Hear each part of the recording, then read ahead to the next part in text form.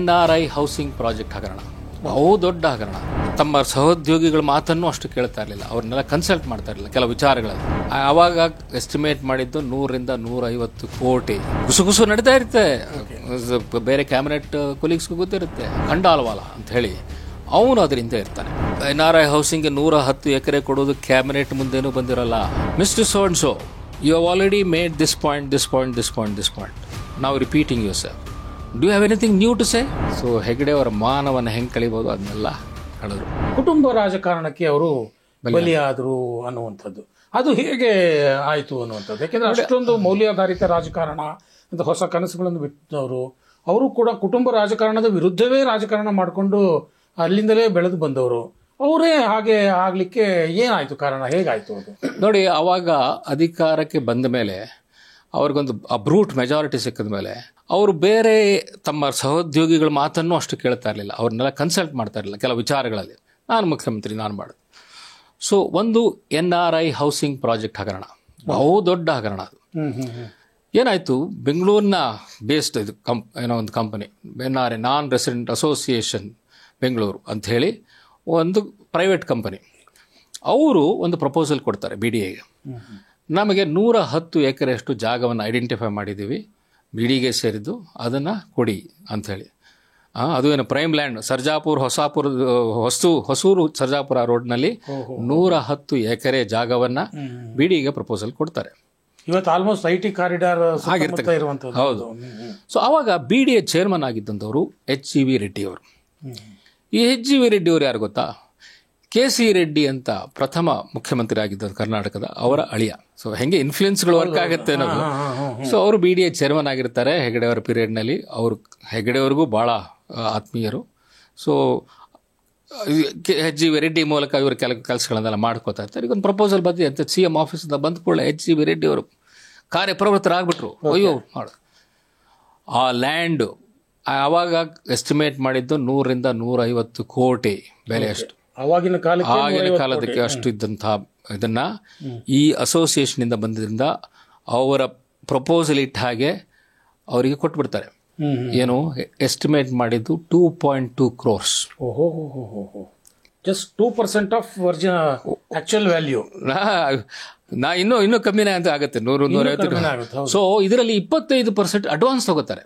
ಅಂದ್ರೆ 55 ಲಕ್ಷವನ್ನು ಅಡ್ವಾನ್ಸ್ ಕೊಡಿ ಅಂತ ಹೇಳಿ ಅವರು 55 ಲಕ್ಷ ಕೊಟ್ಬಿಡ್ತಾರೆ ಲ್ಯಾಂಡ್.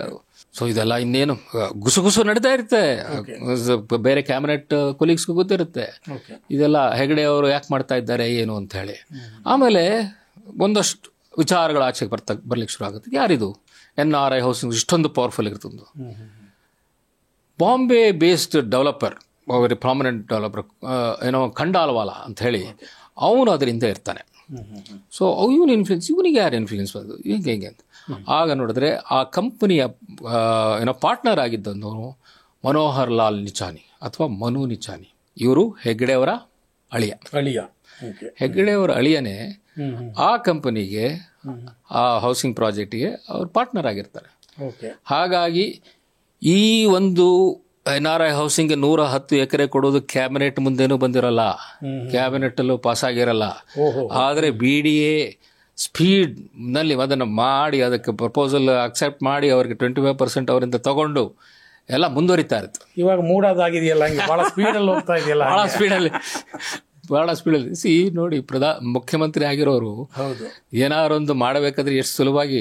ಸೊ ಇವರು ಮೌಲ್ಯಾಧಾರಿತ ರಾಜಕಾರಣ ಮಾತಾಡೋದು ಹಿಂಗೆ ಮಾಡೋದು ಅನ್ನೋದಂದ್ರೆ ಬಹಳ ಶಾಕ್ ಆಯ್ತು ಜನಗಳಿಗೆ ಅವಾಗ. ಸೊ ಇದೆಲ್ಲ ಆಚೆ ಬಂತು. ಆವಾಗ ಐ ಥಿಂಕ್ ಅಷ್ಟೊತ್ತಿಗೆ ಇದು ಜುಲೈ 87 ಆಚೆ ಬಂದಂಥ ಪ್ರಕರಣ. ಇದೆಲ್ಲ ಹಿಂಗೆ ಹೊರಗಡೆ ಎಲ್ಲ ಬರ್ತಾ ಇತ್ತು. ಕಡೆಗೆ ಏನಾಗುತ್ತೆ, ಅದ್ರ ಬಗ್ಗೆ ಒಂದು ಜುಡಿಷಿಯಲ್ ಎನ್ಕ್ವೈರಿ ಆಗಬೇಕು ಅಂತ ಹೇಳಿ ಆರ್ಡರ್ ಆಗುತ್ತೆ. ಸೊ ಜುಡಿಷಿಯಲ್ ಎನ್ಕ್ವೈರಿ ಯಾರು ಮಾಡಬೇಕು? ಕೇಂದ್ರ ಸರ್ಕಾರದಿಂದಲೇ ಬರುತ್ತೆ. ಕೇಂದ್ರ ಸರ್ಕಾರದಲ್ಲಿ ಅವಾಗ ರಾಜೀವ್ ಗಾಂಧಿ ಸರ್ಕಾರ. ಅವರು sitting judge of the supreme court Kuldeep Singh ಅನ್ನೋರನ್ನ ಕಳಿಸ್ತಾರೆ ಇದು ಎನ್ಕ್ವೈರಿ ಮಾಡಲಿಕ್ಕೆ. So Kuldeep Singh was one of the very brightest judges in the supreme court. ಸಾಮಾನ್ಯವಾಗಿ ಸುಪ್ರೀಂ ಕೋರ್ಟ್ ಸಿಟ್ಟಿಂಗ್ ಜಡ್ಜಸ್ ಅನ್ನ ಕಳಿಸೋಲ್ಲ, ಯಾಕಂದ್ರೆ ಇದು ಎನ್ಕ್ವೈರಿ, ಕಮಿಷನ್ ಎನ್ಕ್ವೈರಿ ಅವ್ರು ಬೇಕಾದ ರಿಟೈರ್ಡ್ ಜಡ್ಜಸ್ ಮಾಡ್ತಕ್ಕಂಥದ್ದು. ಇದ್ರ ಇಂಪಾರ್ಟೆನ್ಸ್ ನೋಡಿ ಅವರು ಕುಲ್ದೀಪ್ ಸಿಂಗ್ ಅವ್ನು ಕಳಿಸ್ತಾರೆ. ಆ ಕುಲ್ದೀಪ್ ಸಿಂಗ್ ಎನ್ಕ್ವೈರಿ ನಡೆದಾಗ ನಾನು ಟೆಲಿಗ್ರಾಫ್ ಪತ್ರಿಕೆಯಲ್ಲಿದ್ದೆ. ಮತ್ತು ಅವರ ಎನ್ಕ್ವೈರಿ ನಡೀತಾ ಇದ್ದು ವಿಧಾನಸೌಧದ ಕಾನ್ಫರೆನ್ಸ್ ಹಾಲ್ನಲ್ಲಿ.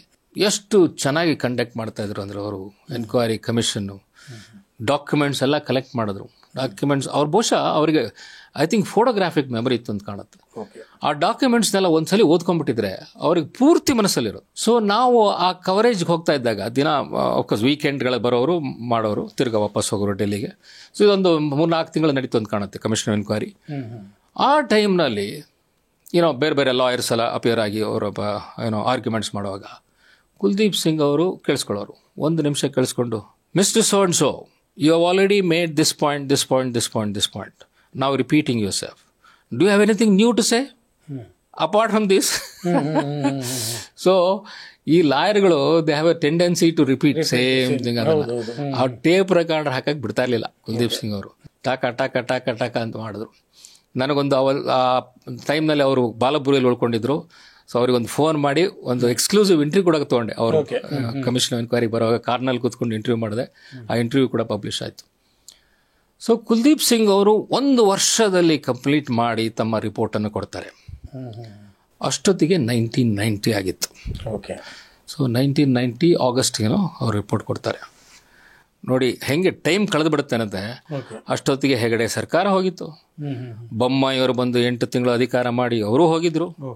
Because it was his government was dismiss by the governor. So governors rule ಬಂದಿತ್ತು.